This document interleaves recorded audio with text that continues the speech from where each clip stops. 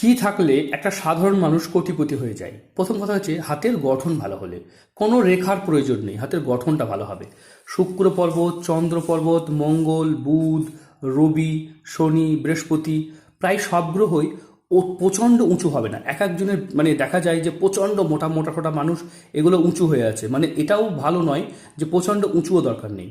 তো একটা মানুষের হাতে যেই গঠনটা দেখতে পাচ্ছেন, হাতের কালার দেখতে পাচ্ছেন, এটা প্রথম কথা হচ্ছে হাতের গঠন এবং কালার ঠিক থাকবে। তারপরে হাতের রেখা বিশ্লেষণ করার সময় দেখতে হবে হাতে স্কোয়ার সাইন, হাতে এরকম মানি ট্রায়াঙ্গেল, হাতে ভাগ্যরেখা এইভাবে উঠেছে, ঠিক আছে, হাতে শনির ক্ষেত্রে এরকম এরকম চিহ্ন আছে, হাতে কোথাও ফাঁক নেই, এবং শনির ক্ষেত্রে আড়ি রেখা বা এরকমভাবে একেবারে দেখবেন অনেকের হাতে এরকমভাবে আড়ি রেখা থেকে এরকম রম্বস সৃষ্টি হয়ে যায়, অপচয় করা। বা অনেকে দেখা যায় যে হাতে রবি রেখাটা ঠিকই নেই, নিচে পর্যন্ত নেমে আসেনি, রবি রেখা একদম বড় হবে।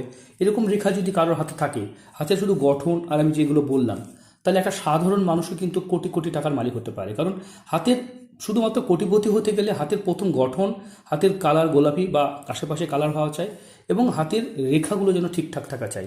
শুধু মানে হাতটা এরকম মানে আয়ু রেখা, মস্তিষ্ক রেখা, হৃদয় রেখা, তিনটে রেখা থাকবে। ছোট্ট ভাগ্য রেখা থাকলেও একটা মানুষ কোটিপতি হতে পারবে। কিন্তু অত্যন্ত শুক্র ফুলে আছে, এরকম জাল চিহ্ন হয়ে আছে, অনেকে দেখা যায় যে খুবই খুবই মানে বেশি বেশি এই জায়গাটা প্রচুর বড় হয়ে গেছে, একটা জায়গা বড় হয়ে গেছে, প্রচণ্ড আবেগ বেশি, এরকম নয়। ব্যালেন্স থাকতে হবে, মানে তার রাগ, জেদ, সেন্টিমেন্ট, আবেগ সবের ব্যালেন্স থাকতে হবে। তবে কিন্তু একটা সাধারণ মানুষও কোটি কোটি টাকার মালিক হতে পারে।